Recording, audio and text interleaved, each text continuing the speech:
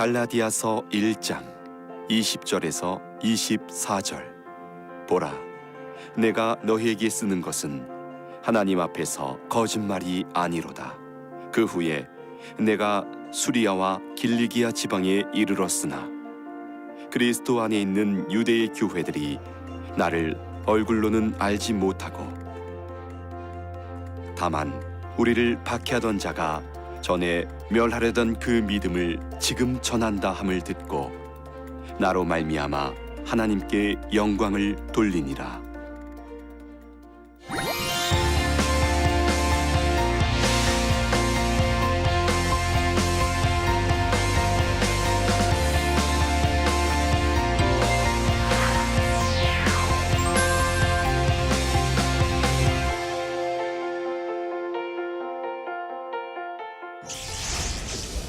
안녕하세요. 저는 영등포에 있는 시광교회를 섬기고 있는 이정규 목사입니다. 오늘은 지난 시간에 이어서 계속 갈라디아서를 살펴볼 건데요. 오직 하나님의 은혜라는 주제로 갈라디아서 1장 11절부터 24절을 좀 생각해 보도록 하겠습니다. 오늘의 전체 내용은요, 이렇게 세 가지로 이렇게 정리를 해볼 수가 있는데요. 먼저는 11절부터 24절에 있는 내용을 이해하기 위해서 사도라는 개념을 조금 이해해야 될 필요가 있습니다. 그래서 사도의 의미에 대해서 간단하게 좀 생각을 해볼 거고요. 그리고 두 번째로 바울이 전한 복음이 사람으로부터 온 것이 아니다라는 것을 이제 바울이 논증하고 싶어 하거든요. 그래서 내가 전한 복음도 사람으로부터 온 것이 아니고 내가 전한 나 자신의 사도권도 사람으로부터 온 것이 아니다라는 이야기를 하기 위해서 두 가지 증거를 댑니다. 그 두 가지 증거가 13절부터 24절까지 나와 있거든요. 그래서 이렇게 세 가지 포인트를 잡고 강의를 진행해 보도록 하겠습니다. 먼저 저는 이제 사도의 의미에 대해서 좀 생각을 해보려고 하는데요. 이 사도 그러면은 이제 제일 먼저 떠오르는 사람이 사도 바울이죠. 뭐 사도 베드로, 사도 요한 뭐 이렇게 있습니다. 그런데 이 사도라는 직분은 굉장히 독특하고 특별한 직분입니다. 지금은 없는 직분입니다. 이 사도라는 직분은 1세기에 예수 그리스도로부터 직접 임명받고 예수 그리스도로부터 직접 부르심받은 1세기에만 있던 특정한 직분입니다. 그래서 이 교회에서는 이 직분을 가지고 이제 임시직이라고 부릅니다. 교회 법에서는 이 사도라는 직분을요. 왜 그러냐면은 이제 임시직에 반대되는 이 직분을 항존직이라고 부르거든요. 이 항존직은 보통 우리가 알고 있는 뭐 집사님이라든가 장로님, 목사님이 이제 항존직이라고 부르죠. 이 항존직은 예수 그리스도께서 이 땅에 오시고 이제 교회가 세워진 지금부터 예수님께서 다시 오실 때까지 계속 항존, 즉 계속 있을 직분이다라는 의미에서 목사, 집사, 장로 이런 직분들은 항존직이라고 부릅니다. 근데 사도는 항존하는 직분이 아닙니다. 1세기에 예수님을 직접 만났던, 이제 저는 목사지만 목사고 하나님께로부터 부르심을 받은 것이 사실이지만은 예수님을, 부활하신 예수님을 직접 눈으로 본 건 아니거든요. 근데 사도들은 부활하신 예수님을 직접 보았을 뿐만 아니라 예수님으로부터 직접 가르침을 받은 1차 증인입니다. 목사는 1차 증인이 아닙니다. 목사는 말씀을 전하고 복음을 증거하지만 1차 증인들이 이 성경을 통해서 기록했던 말씀 있지 않습니까? 이 말씀을 풀어서 전달함으로써 말씀을 가르치는 사람이거든요. 지금도 제가 이제 그렇게 하고 있지 않습니까? 그런데 사도들은 다릅니다. 그때는 예수님의 말씀을 기록한 신약 성경이 있기 전이고요. 그래서 예수님으로부터 직접 배움과 가르침을 받은 사람인 사도의 권위는 사실 교회에서 우리가 생각할 수 있는 가장 이 삼위 하나님의 권위를 제외한 가장 높은 권위죠. 삼위 하나님께로부터 직접 부르심 받았을 뿐만 아니라 예수 그리스도로부터 직접 배움을 받았기 때문에 가장 높고 완전한 권위라고 볼 수 있습니다. 그래서 사도들의 증언은, 그리고 성경에 기록된 사도들의 증언은 오류가 없는 것으로 간주됩니다. 이 사도라는 개념이 중요한 이유는 바울이 진짜 사도가 맞느냐 그렇지 않느냐, 그냥 사도로부터 배움을 받은 2차 증인일 뿐이냐, 이 문제 때문에 중요합니다. 바울은 예수님을 직접 만났을까요? 예수님을 직접 만났습니다. 사도행전 9장에 보면요, 예수님께서 부활하시고 승천하신 예수님께서 직접 바울을 만나서 이방인과 임금들과 이스라엘 자손들에게 복음을 전하기 위해서 예수님께서 직접 택하신 예수님께서 전할 도구입니다. 예수님의 그릇이죠. 그렇죠? 이 본문을 통해서 우리는 바울이 예수님을 직접 만났으며, 그리고 예수님께로부터 직접 가르침을 받은, 예수님께로부터 직접 부르심을 받은 사도라는 걸 알 수 있죠. 물론 모든 목사, 집사, 장로들, 모든 그리스도인들은 예수님으로부터 부르심을 받은 것이 맞습니다. 그러나 부활하신 예수님을 직접 봄으로써 특별히 사도라는 직분으로 부르심 받은 건 아니거든요. 그래서 사도라는 직분이냐 사도라는 직분이 아니냐라는 것은 굉장히 중요합니다. 예를 들어보겠습니다. 우리는 이제 이 가톨릭하고 개신교의 여러 차이들이 있지만은 중요한 차이를 이제 교황의 존재로 볼 수 있죠. 이 개신교회는 교황 같은 존재가 없잖아요. 근데 가톨릭에서는 교황이 있고요. 그리고 교황이 공적으로 교서를 통해서 전한 내용은 오류가 없는 것으로 여깁니다. 가톨릭은. 왜 그러냐면은 가톨릭에서는 교황을 사도라고 보고 있기 때문입니다. 예. 그렇기 때문에 사도는 직접 예수님께로부터 부르심 받고 직접 예수님을 만난 직접 제자이기 때문에 그가 전한 내용은 오류가 있을 수 없다고 보는 거죠. 그런데 이제 개신교에서는 우리가 믿는 바에 성경에 근거한 이 신앙에서는요, 사도는 1세기에 예수께서 부르시고, 사도 바울까지를 포함한 예수께서 부르시고 이 복음을 전하게 한 사람들로 한정된다고 믿습니다. 그리고 우리는 그 사도적 권위를 어디서 찾을 수 있냐면 사도들이 영감을 받아서 성령님으로 말미암아서 기록한 이 성경을 통해서 사도들의 권위를 볼 수 있다고 생각하는 거죠. 그렇기 때문에 로마 가톨릭은 성경에 더해서 사도, 즉 이제 그들이 생각하는 사도죠, 교황의 가르침, 교황들이 만들어낸 전통까지도 하나님의 말씀이라고 생각하지만 우리는 오직 이 책 성경만이 하나님께로부터 직접 온 이 가르침이라고 믿는 거죠. 그렇기 때문에 바울이 내가 사도냐 아니냐 이것을 이제 확정하는 것은 굉장히 중요했습니다. 왜냐하면 바울이 사도가 아니라면요, 바울의 가르침에는 오류가 있을 수도 있는 거니까요. 자, 그래서 이 11, 12절로 넘어가 보도록 하겠습니다. 형제들아, 내가 너에게 알게 하노니 내가 전한 복음은 사람의 뜻을 따라 된 것이 아니니라. 이는 내가 사람에게서 받은 것도 아니요 배운 것도 아니요 오직 예수 그리스도의 계시로 말미암은 것이다. 이렇게 돼 있지 않습니까? 여기는 사람들에게서 난 것이 아니고 하나님께로부터 사도됐다고 말하고 있고요. 그렇죠? 그리고 여기서는 사람의 뜻을 따라 된 것이 아니고 사람으로부터 받은 것이 아니고 예수 그리스도의 계시로 말미암은 복음을 전한다고 말하죠. 그렇죠? 자, 이게 무슨 의미인지 좀 생각을 해보도록 하겠습니다.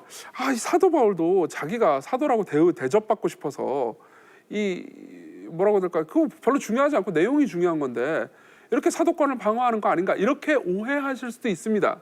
그렇지만 이 두 절을 비교해 보면서, 두 부분을 비교해 보면서 우리가 생각할 수 있는 것은 바울이 자신의 사도권을 변호하는 것은 자신이 잘났다 혹은 자신이 높은 사람이다 라는 것을 말해주고 싶은 것이 아니고 자신이 전한 복음이 오류가 없는 진실이다, 거짓이 없는 참이다 라는 것을 말하고 싶다는 거죠. 그렇죠? 그런데 이제 바울은 이 자신이 전한 복음이 예수님께로부터 왔다는 것, 그리고 자신이 진짜 사람으로부터 부르심받은 것이 아니고 하나님께로부터 부르심받았다는 것을 증명하기 위해서 두 가지 증거를 댑니다. 이 13절부터 쭉 내려 24절까지의 내용 전체가 이 두 가지 증거죠. 살펴보도록 하겠습니다.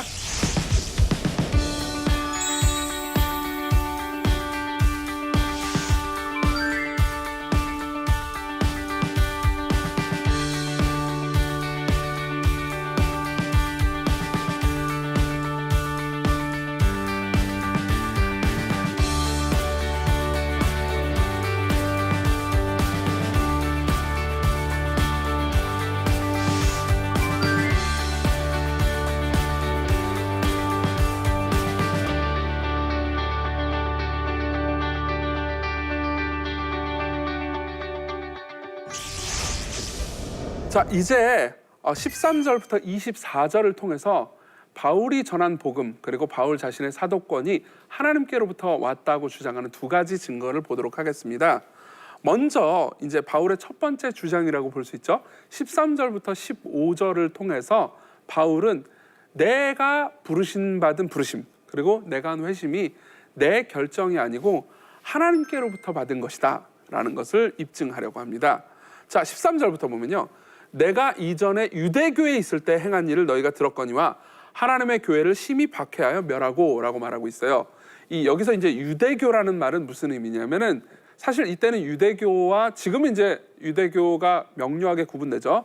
근데 이때는 유대교와 기독교가 명료하게 구분되기 전이거든요.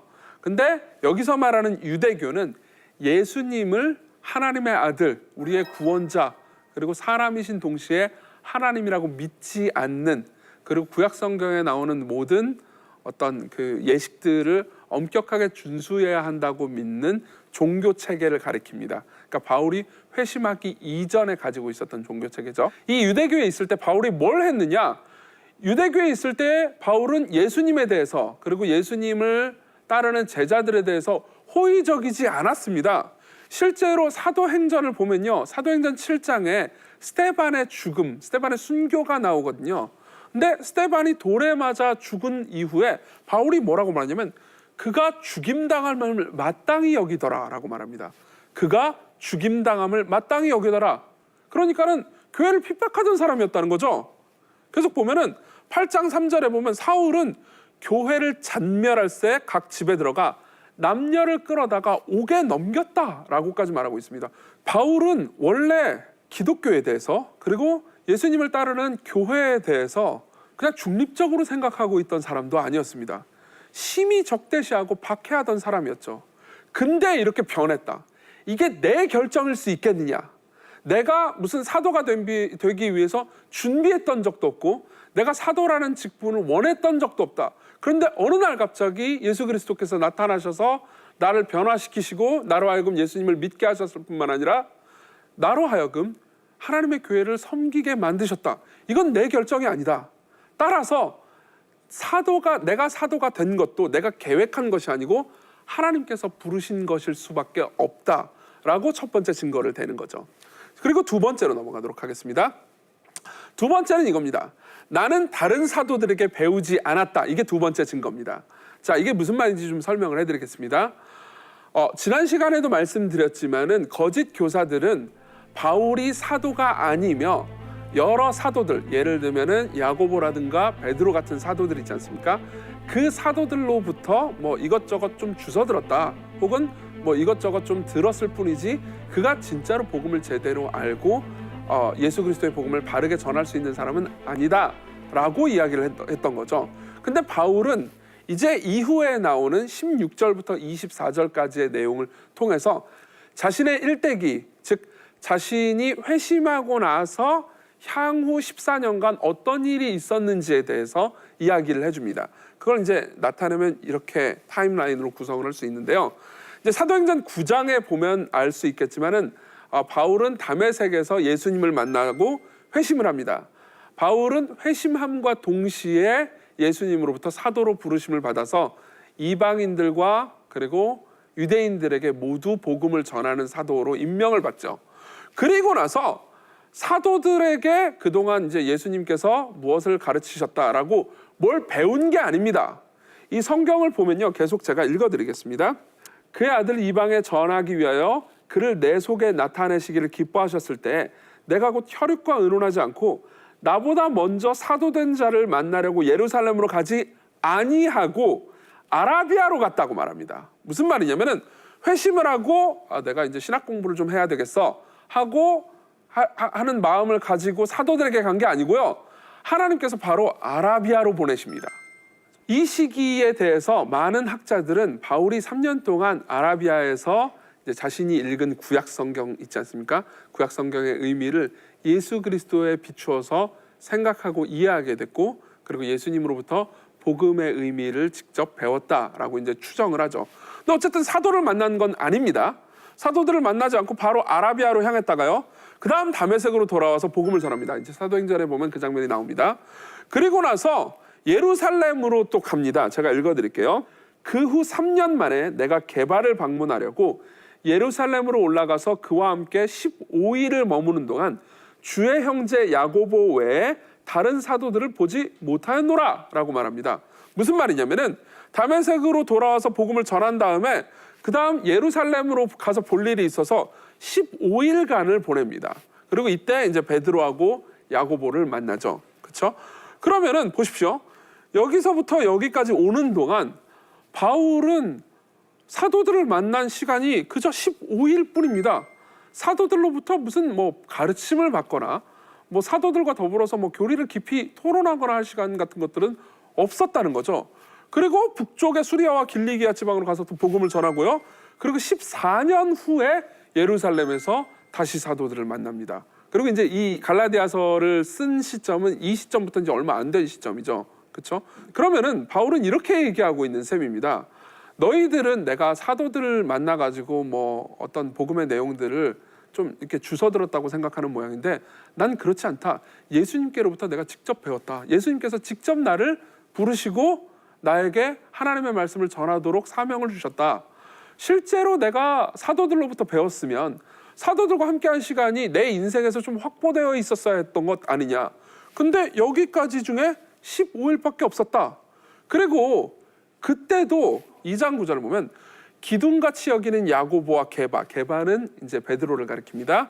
게바와 요한도 내게 주신 은혜를 알므로 나와 바나바에게 친교의 악수를 했다라고 말합니다. 친교의 악수.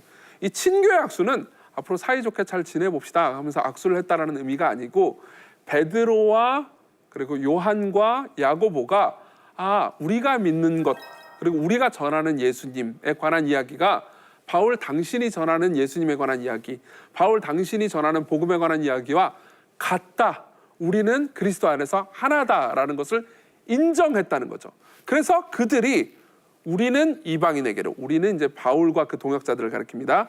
바울과 동역자들은 이방인에게로, 그리고 그들 야고보와 게바와 요한은 예루살렘에 있는 유대인들 할례자에게로 이제 부르심 받았다라는 것을 서로 인정하면서 우리는 한 교회고 한 복음을 믿고 한 형제입니다 라고 인정했다는 거죠. 그러니까는 이 전체 내용들을 생각해 보면 이런 결론이 나옵니다. 뭐냐면은 바울은 사도로부터 배움을 받은 것이 아닙니다. 그런데 사도들을 만났는데 사도들도 바울이 전한 복음의 내용을 듣고 자신들이 믿고 있는 복음의 내용과 같은 내용이라고 인정했다는 거죠. 결론은 뭘까요? 이 사도들을 가르치신 분하고 바울을 가르치신 분이 같다라는 결론밖에 나올 수가 없는 거죠. 그렇죠? 그러면은 결론은 하나입니다. 나는 베드로와 요한을 가르치신 분, 즉 예수 그리스도로부터 직접 배웠다. 그렇기 때문에 내가 믿는 바는 진짜로 예수님께서 가르치신 바다라는 결론이 나오는 겁니다. 바울이 사도가 된 것은요, 그리고 바울이 복음을 전하는 사람이 된 것은 바울의 결정도 아니었고요, 그리고 바울 스스로가 뭘 하려고 노력했던 것도 아닙니다. 오직 하나님의 은혜로 말미암아서 바울은 부르심을 받습니다.